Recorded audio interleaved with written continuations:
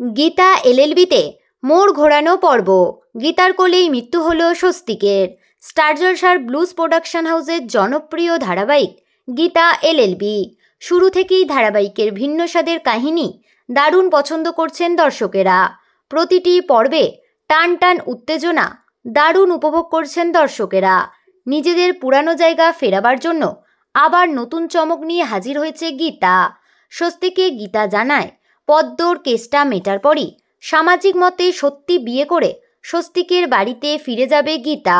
ধারাবাহিকের আজকের পর্বে দেখা যাবে কেস মেটার পর স্বস্তিককে ফোন করে সবটা জানায় গীতা।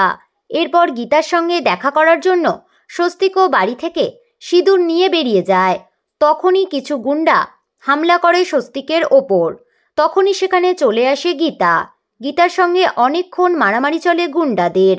এরপর গীতার দিকে একজন গুন্ডা তলোয়ার নিয়ে এগিয়ে গেলে গীতাকে বাঁচাতে সামনে চলে আসে স্বস্তিক।